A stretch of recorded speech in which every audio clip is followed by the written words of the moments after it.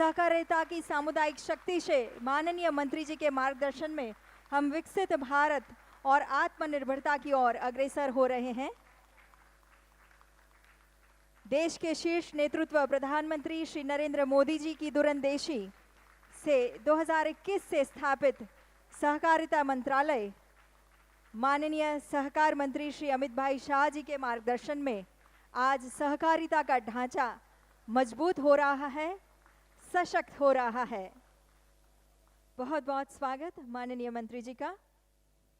तो आज पैक्स, दूध मंडली, मत्स्य मंडली, अभिनव सहकारी समिति, महिला किसान, पशुपालक बहनें, व्यवस्थापक, सहकारिता से जुड़ी युवा महिलाएं, ऐसे विविध सहकारी प्रतिनिधि हमारे बीच उपस्थित हैं और हम सब उत्सुक और उत्साहित हैं माननीय मंत्री जी के साथ संवाद के लिए। माननीय मंत्री जी के अनुमति से हम ये संवाद का आरंभ करते हैं।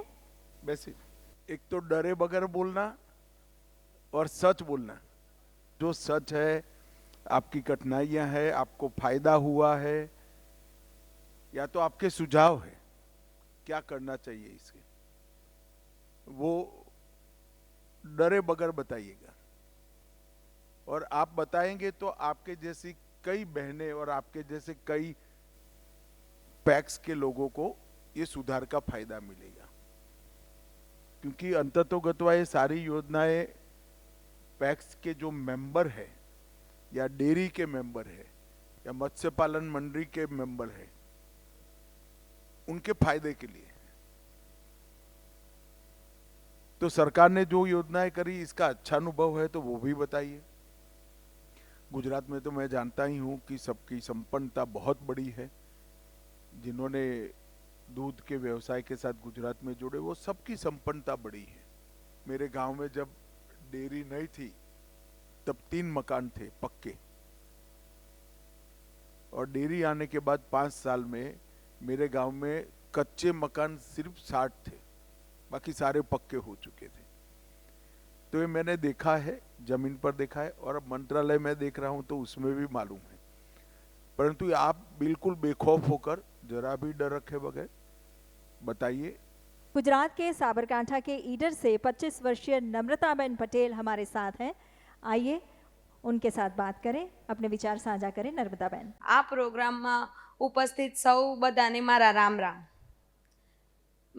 मारू नाम चौधरी नम्रता मनीष कुमार से, गाम देत्रोली, तालुको ईडर, जिल्लो साबरकांठा, उम्र 25 वर्ष, अभ्यास BSc B.Ed करेलो छे। सर, હું વડાપ્રધાન નરેન્દ્ર મોદી સાહેબનો ખૂબ આભાર વ્યક્ત કરવા માગું છું, જેણે આ સંસ્થાની સ્થાપના કરી અને શરૂઆત કરી।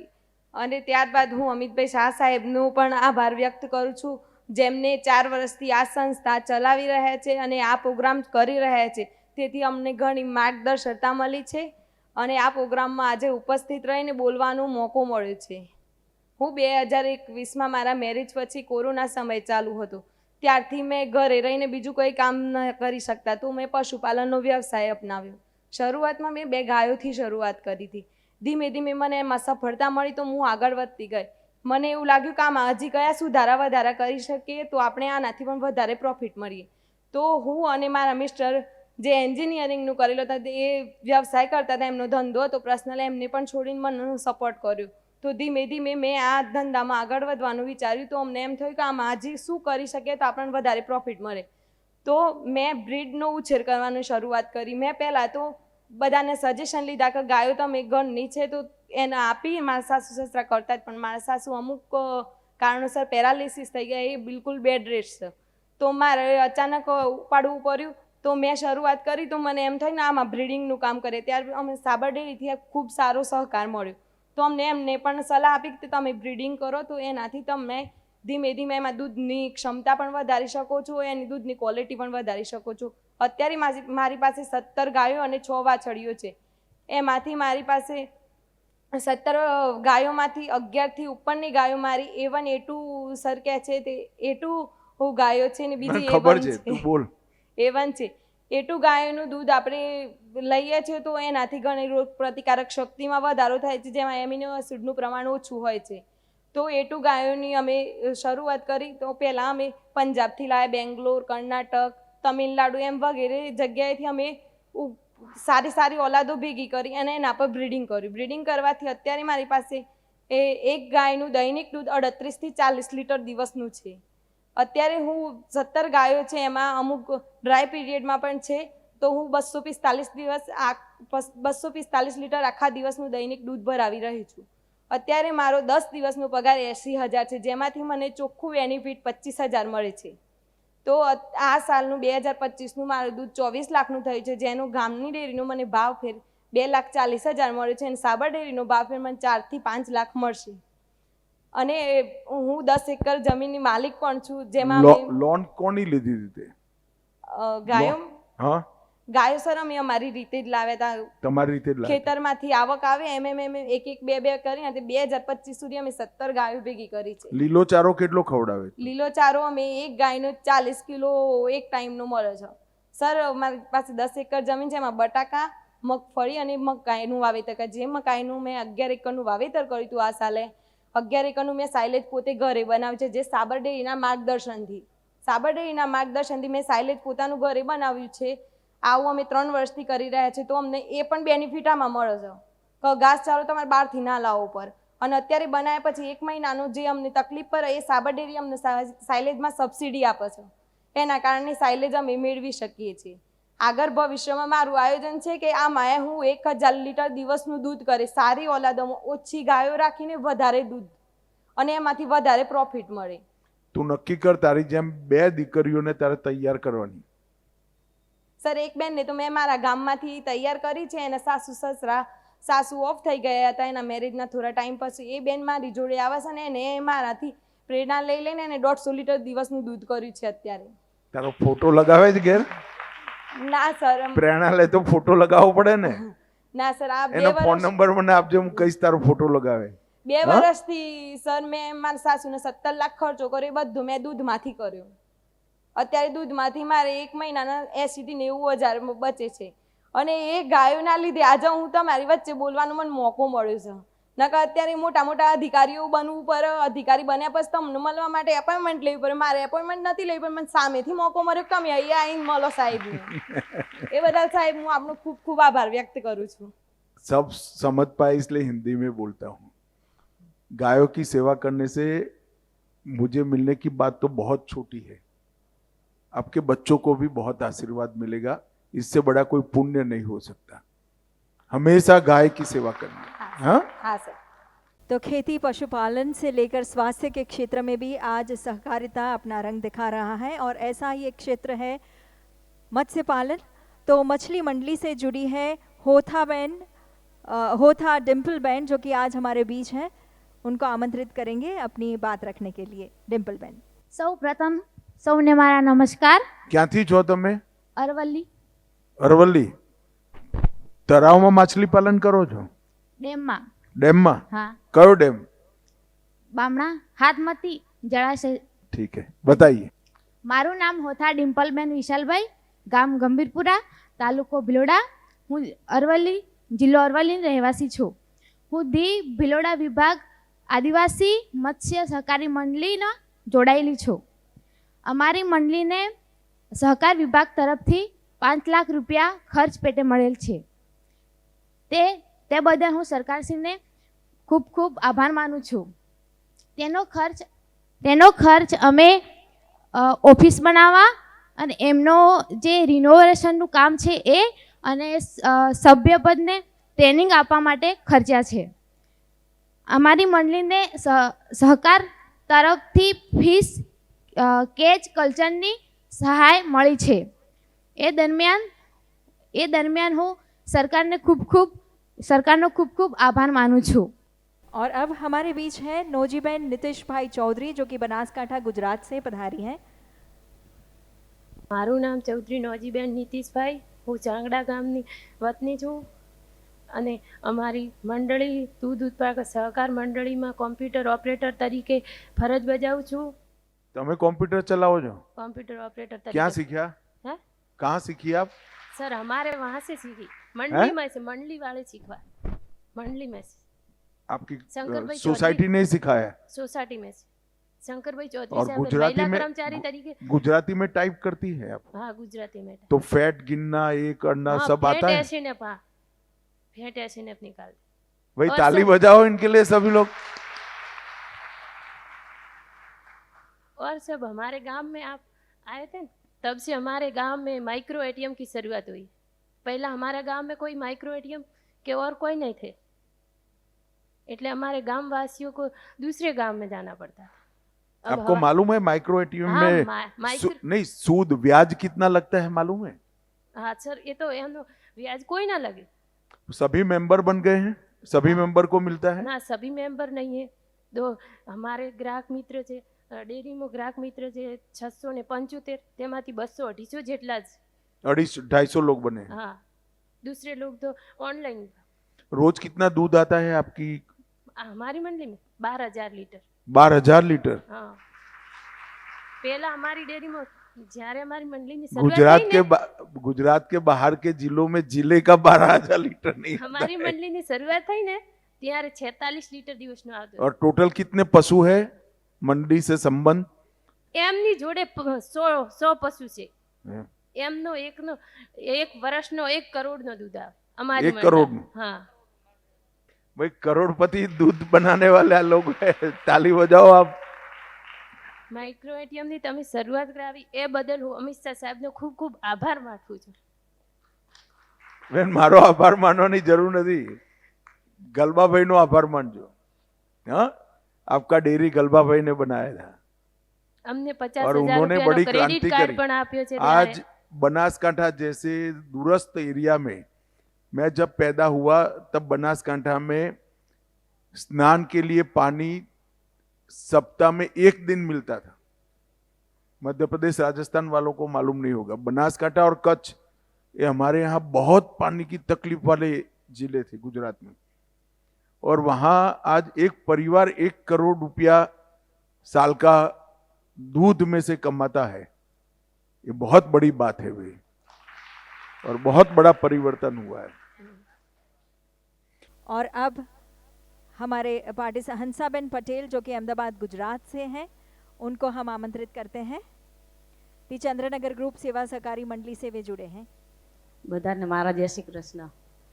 હું હંસાબેન હરખાભાઈ પટેલ, ગામ ચંદનનગરી, તાલુકો વિરમગામ, જિલ્લો અમદાવાદથી આવી છું અને અમારા સહકારી મંડળી કમિટીમાં હું સભ્ય છું, અને હાલ અમારે સહકારી મંડળીના 2027માં 100 વર્ષ પૂરા થાય અને અમને ગર્વ છે એવો કે તમને આમંત્રણ કર્યું, અમારે ઉજવણી કરવાની છે અને જરૂરથી तालुको कयो तमारो? તાલુકો વિરમગામ। હે? તાલુકો વિરમગામ, विरमगाम तालुका। હા, જિલ્લો અમદાવાદ, ચંદનનગરી ગામ। અને અમને રાજ્ય સરકારથી સહાય મળી, અમને મોટો પ્રથમ ગોડાઉન મળ્યું, અમને મોટું ગોડાઉન કર્યું છે અત્યારે, તો અમને 40 લાખ રૂપિયાની અમને સહાય મળી સહકારી મંડળી આલા गोडाउन बनाव्યું છે? ગોડાઉન મોટું બનાવ્યું। વરસાદ કેવો પડ્યો છે વિરમગામમાં? વરસાદ આ વખતે પડ્યો છે? બહુ પડ્યો, સારો છે। અમારે તો બહુ પાણી ભરાણું। તમે પોતે ખેતી કરો છો બેન? ના, તમે સહકારી નથી કરતા? મંડળી, સહકારી મંડી જ ચલાવો છો? સહકારી મંડળી ચડવું। ભલે બેસો। કઈ સૂચન છે તમારું? સૂચન છે પાણી, અત્યારે અમને પાણીનું પુરવઠોનું અમને વસૂલાત કરવાનું આપ્યું છે સહકારી મંડળી વાળા। હા, તો એ પાણી દરેક ઘરનો ટેક્સ વસૂલવાનું આપ્યું। પાણી સમિતિમાં વેરો ભરવાનું, કોઈ પહેલા ભરતું નતું, 20% જ થતું હતું, અને અત્યારે આ સહકારી મંડળી તરફથી અમારે 100% થાય। 100% એટલે સહકારી ये क्या कह रहे हैं सुनिए आप। इनके गांव में पानी का टैक्स वसूलने का काम इनकी कोऑपरेटिव को दिया है। पहले 20% लोग ही टैक्स भरते थे, पानी का जो सालाना टैक्स है वो, 100% अब 100% देते हैं। इसका मतलब ये होता है बहनों को ही टैक्स देती है, भाइयों को टैक्स नहीं देती है। मगर अच्छा है, बहुत सारी कोऑपरेटिव्स ने ये काम अपने हाथ में लेना चाहिए, क्योंकि सरकार पाइप लगा देती है, नल लगा देती है, टंकी बना देती है, आपके यहाँ संप बना देगी, मोटर ला देगी, फिर रिपेयरिंग कहां से होगा? गांव वाले टैक्स भरेंगे तो ही रिपेयरिंग होगा ना। 12 મહિના શું 5-5 વર્ષ સુધી નતા ભરતા વેરો અને હવે 100% ભરે વેરો। नहीं, ये जो पैक्स के सर पर जिम्मेदारी, मतलब एक पहले नहीं कर सकती थी पैक्स, हमने अब ऑथोराइज किया है मॉडर्न बायलॉज के अंदर कि भाई आप गांव के हर जल नल की योजना का टैक्स वसूल कर सकते हैं, इसका मेंटेनेंस का काम भी कर सकते हैं। तो आपके गांव में सभी कोऑपरेटिव सोसाइटियों को एक काम के लिए एप्लीकेशन करनी चाहिए। इनको जैसे मिल गए आपको भी मिल जाएगा। और अगर महिलाएं टैक्स उगाही का काम करेगी तो ज्यादा अच्छे से हो जाएगा, क्योंकि समझाना तो घर में महिला को ही है। सच्ची बात है। અમારે કોમ્પ્યુટર આવી થઈ પછી એક છોકરાને રાખવી છે અને कॉम्प्यूटराइज हो गया? ના એક બાબાને રાખવી છે અને એ પછી ઘર બેઠા Aadhaar card, Ayushman card, PAN card બધું કાઢી દે। ઘર બેઠા ખેડૂતને બહાર જવું ના પડે। અને અત્યારે આ ટ્રેનિંગ આવી દિલ્હીથી ગુડગામથી, તો અમારા ગામનો એક છોકરો કોલેજ ભણી રહ્યો ને તરત અહીંયા ટ્રેનિંગમાં મોકલો અને અત્યારે અમને સહાય મળી 1 લાખ રૂપિયાની અને ડ્રોન મળ્યું। અને ડ્રોનથી એ દવા છાંટે, 5 ગામ ફરતા અને દવા છાંટે અને ઓછી કિંમતમાં અને ડ્રોન બેને લીધું છે? ડ્રોન દવા છાંટવાનું, દવા છાંટવાનું બેને લીધું છે? હા, મંડળીએ લીધું છે કે બેને? મંડળી તરફથી। મંડળી તરફથી પણ સરકાર સહાય આપી। પણ કોઈ છંટાવે છે દવા? હા, ફરતા ગામમાં બહુ છંટાવે। એમ? ઓછી કિંમતમાં હોય એટલે છંટાવે જ ને ખેડૂત। ઓલા પંપ एक कोऑपरेटिव सोसाइटी ड्रोन भी लाई है भाई। ड्रोन से दवा छिड़कने का काम कोऑपरेटिव सोसाइटी करती है। હજી સાહેબ એક વિનંતી છે કે અમારે થોડીક જમીન અમારે જોઈ છે આ સહકારી મંડળીમાં, પછી અમારે તમે મશીન લાવવું, બેંકમાં લખીને મોકલો એકવાર। મશીન લાવવું છે બેંકમાં લખીને મોકલો। ઘર બેઠા 50 છોકરાઓને રોજી રોટી મળે એવું બનાવવું છે। સારું। और अब हम आमंत्रित करेंगे गायत्रीबेन पटेल को, जो अपने विचार रखेंगे। पहले तो मैं नरेंद्र मोदी जी को तहे दिल से शुक्रिया अदा करना चाहती हूँ, क्योंकि एक सहकारी मंत्रालय जो कि आपकी अध्यक्षता में जो शुरू किया है, तो उसकी वजह से जो है तो कोऑपरेटिव को एक अलग ही बूस्ट मिल गया है सर। और आज मेरे लिए एक बहुत गर्व की बात है कि मैं उसी आनंद जिले से हूँ जहाँ पे आज त्रिभुवन दास पटेल यूनिवर्सिटी का लोकार्पण किया गया सर। पार्लियामेंट में त्रिभुवन काका के नाम का बहुत विरोध किया था कांग्रेस ने, और मैंने जमकर खिंचाई की थी कि इनके नाम से ही होगा। ताली बजाई थी सर उस टाइम पे भी मेरी आंख में ऐसे ही आंसू आए थे।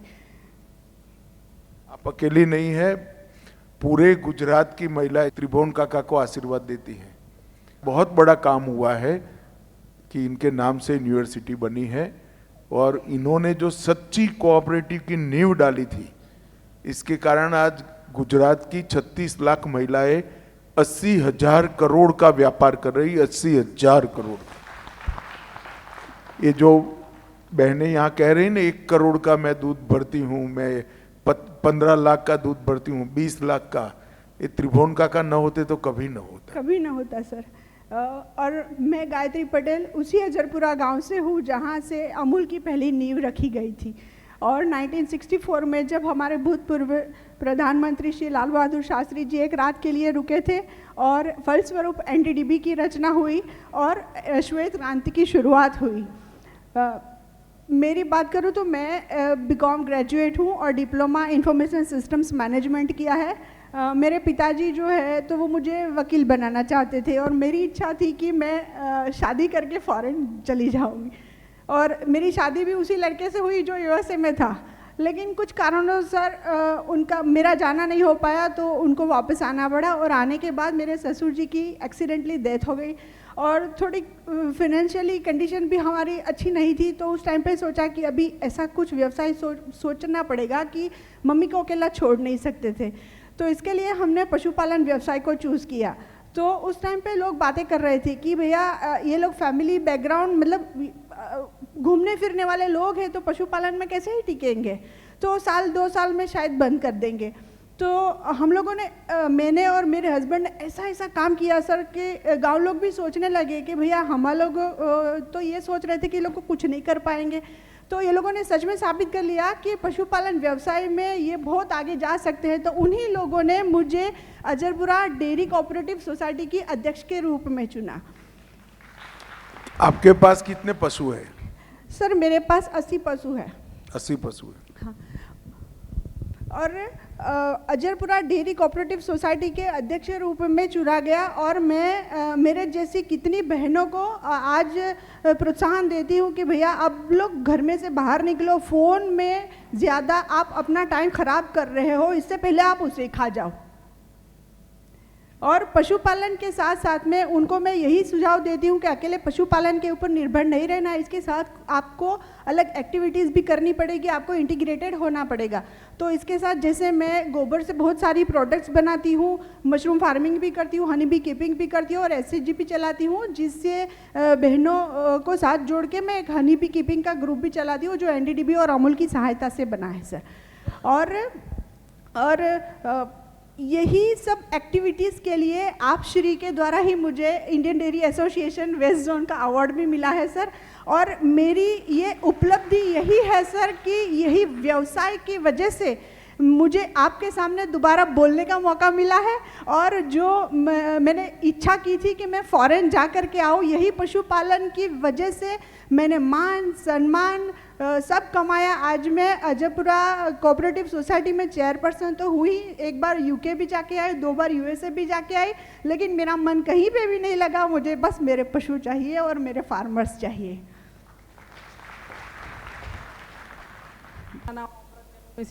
उमेशी झाला है, गाम काणियल है, तालुका दसकोई, जिल्ला अमदावाद है। છેલ્લા લગભગ 5 વર્ષથી પ્રાકૃતિક ખેતી સાથે સંકળાયેલી છું। પોતે પ્રાકૃતિક ખેતી કરું છું। 1982માં મારા ઘેરથી સરપંચ કાણિયેલ ગામમાં એક્સિડન્ટથી ઓફ થઈ ગયા। 2 બેબી સર, 2 બેબી છે મારા ઘેરથી ઓફ થઈ ગયા। 40 વર્ષ થઈ ગયા આજે। 2 બેબી, મોટી બેબીને ભણાઈ અત્યારે પ્રાથમિક શાળામાં શિક્ષિકા, નાની બેબી પોતાના ગામમાં સરપંચ તરીકે ફરજ બજાવે અને 40 વર્ષ સાહેબ એકલા છે। હાલ અત્યારે પ્રાકૃતિક ખેતી 5 વર્ષથી 5 આયમ બનાવું છું। કેન્દ્ર સરકારની 12 પશુની યોજનામાં મેં કર્ણાટક, હરિયાણા જઈ અને સીધી ત્યાં જઈને પશુપાલન જોયું। પશુપાલન જોઈને આવીને સીધું વિચાર કર્યો કે મારા તબેલો બનાવો। તાત્કાલિક બેંક ઓફ ઇન્ડિયામાં પહોંચી હલદરવાસ, ત્યાંથી લોન લીધી। લોન લઈને 12 ગીર ગાય લાવી સાહેબ, 12 ગીર ગાય। આજે 12 ગીર ગાય મારા તબેલો મેં બનાવ્યો સાહેબ। આજે પ્રાકૃતિક ખેતી મારે કરવાની પોતે સાહેબ, મારા ઘેરથી તો 40 વર્ષથી નથી સાહેબ। અને એટલું જ સંભળાય આજે 10 વીઘાની પોતે ખાતેદાર। કયા ગામના છો તમે? દસકોઈ તાલુકો, અમદાવાદ જિલ્લો, કાણિયેલ ગામ। કાણિયેલ? હા, દૂધ મંડળીમાં છેલ્લા 10 વર્ષથી ચેરમેન તરીકે ફરજ બજાવું છું। મારા કાણિયેલ ગામમાં દૂધ મંડળીનું મકાન નહોતું સાહેબ, તે છતાં મેં મારી KCC કરી, બેંકમાં જઈને મારી જમીન ઉપર KCC લઈને દૂધ ઘર બનાવી અને મેં મારા ગ્રાહકોને જે આજુબાજુ ફરતા તેમને દૂધ મંડળી, મારી બહેનો ઘરના આંગણ આવશે અને ઘરના બાળકોને ભણાવશે, દૂધ એક ભેંસ રાખશે, જીવન ચલાવી શકે। દૂધ ઘર મેં જાતે બનાવ્યું। અત્યારે 4000 લીટર દૂધનો વહીવટ કરું છું સાહેબ। અને મારા भाई जोर से ताली बजाइए जरा इनके लिए। કેન્દ્ર સરકારને જે ગીર ગાયના 900 રૂપિયા નિભાવ ખર્ચ જે કેન્દ્ર સરકારે જાહેર કર્યો, મારા ગામમાં 32 ગાયો સાહેબ મેં અને 32 ગાય 32 જણના હાજે અત્યારે પ્રાકૃતિક ખેતી કરવાનું સૂચન આપું છું। વત્તા 5 કેટલી જમીન છે તમારી જોડે? 10 વીઘા જમીન છે। 10 વીઘા પ્રાકૃતિક સાહેબ। તમે શું કરો છો પ્રાકૃતિક ખેતીમાં? શું ડાંગર વાવો છો? ડાંગર, ઘઉં, જુવાર, શાકભાજી સાહેબ। આજે કોણ લઈ જાય છે શાકભાજી? અમે સાહેબ એક શાકભાજીનું અહીંયા બનાવી રહ્યા, તૈયાર કરી રહ્યા। નહીં, ડાંગર, જુવાર ને ઘઉં તમારા મોંઘા ભાવે અમૂલ અને આપણી ભારત બ્રાન્ડ કોઓપરેટિવ જે આપણે નવી બનાવી છે ખરીદી લેશે। સરસ સરસ। શાકભાજી હું કરું છું। તમારા સેક્રેટરીને કહેજો, એ તમારું એમની જોડે જોડાણ કરાવી દેશે।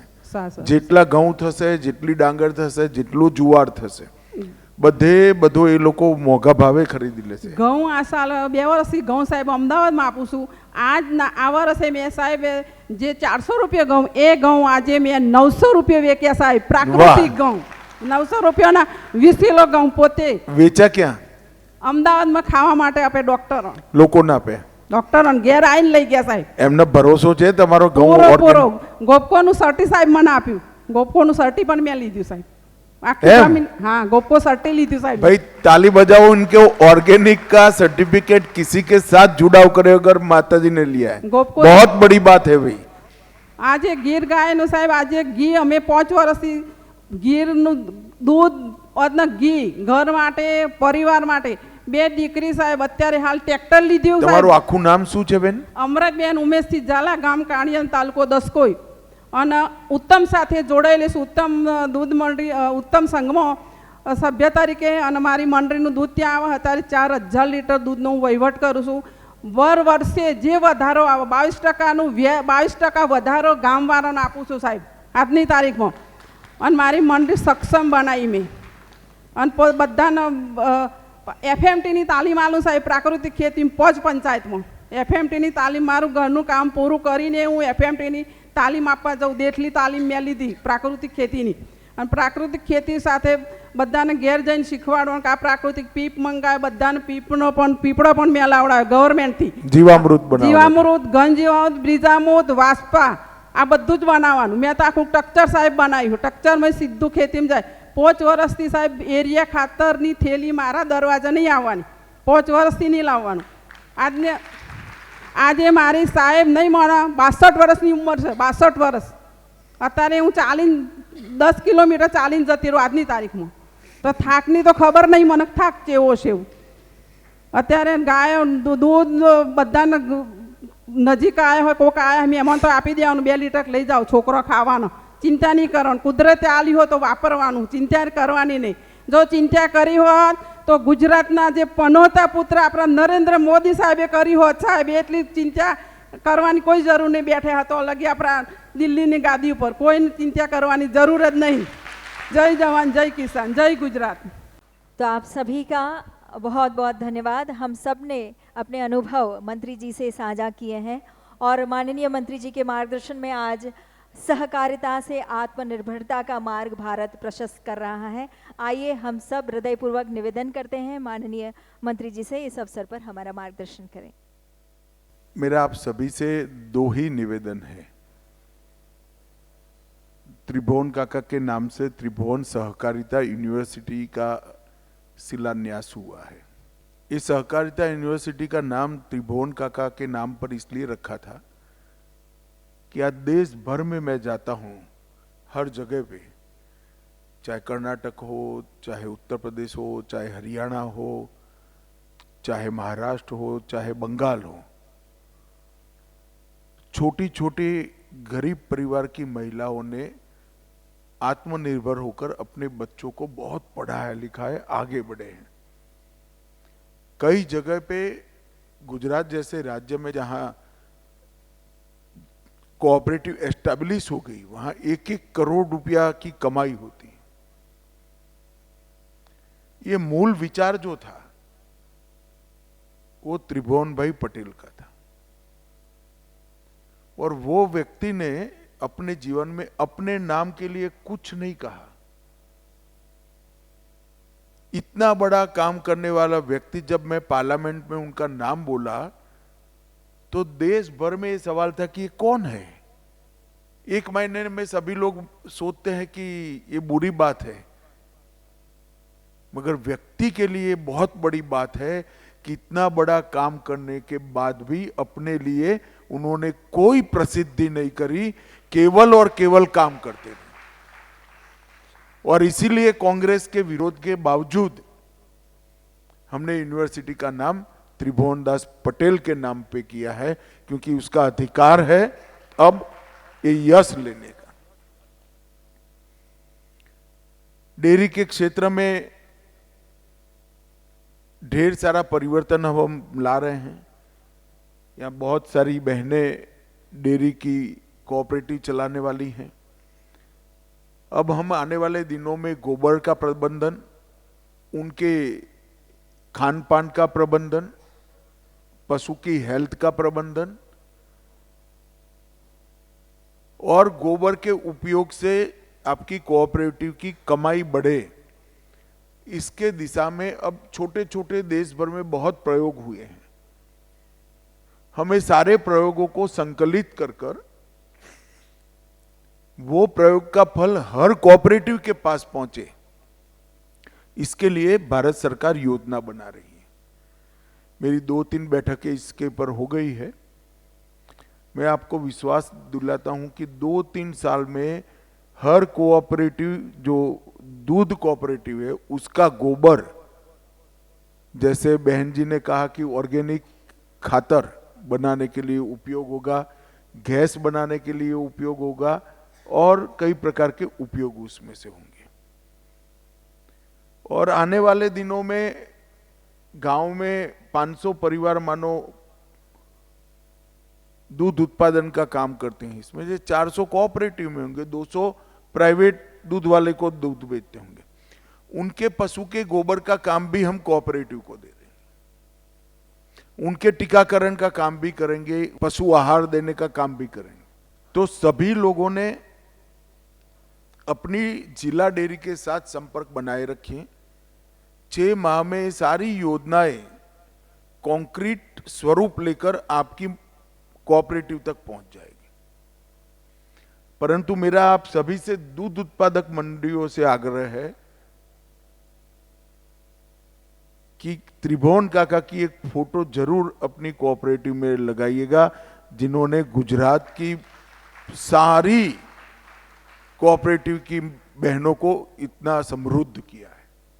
और उसी के पैटर्न पर, जैसे आनंद से बहन जी आई, उन्होंने क्या, इनके गांव में लाल बहादुर शास्त्री जी एक दिन रुके थे, त्रिभुवन काका उनके साथ में रुके थे और शास्त्री जी को उन्होंने कन्विंस किया कि ये सिर्फ गुजरात में क्यों, इसके आधार पर नेशनल डेयरी डेवलपमेंट बोर्ड बना और नेशनल डेयरी डेवलपमेंट बोर्ड से आज 19 राज्यों में इस प्रकार की कोऑपरेटिव दूध की गतिविधि चालू हुई।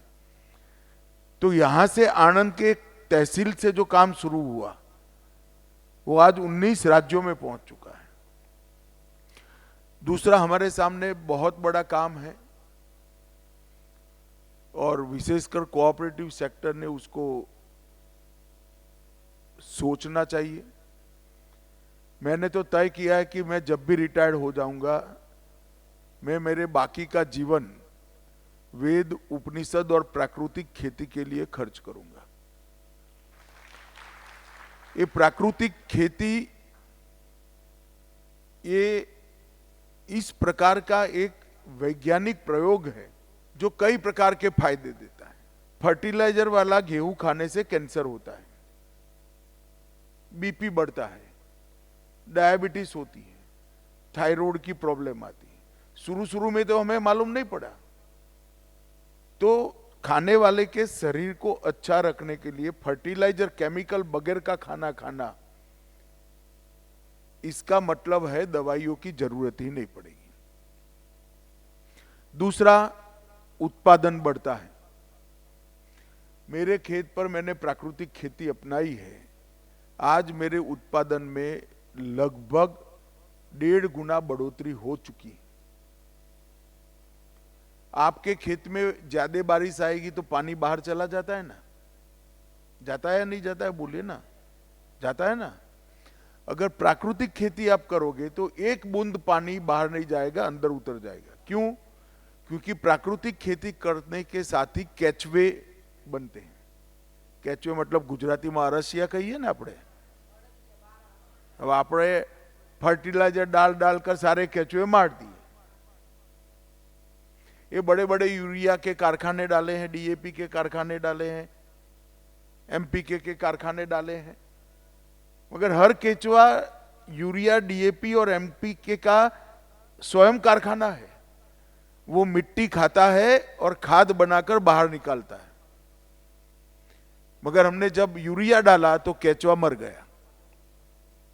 देसी गाय के गोबर से जो बहन जी ने प्रयोग किया है, जीवामृत और पेस्टिसाइड्स भी उसी में से ही बनते।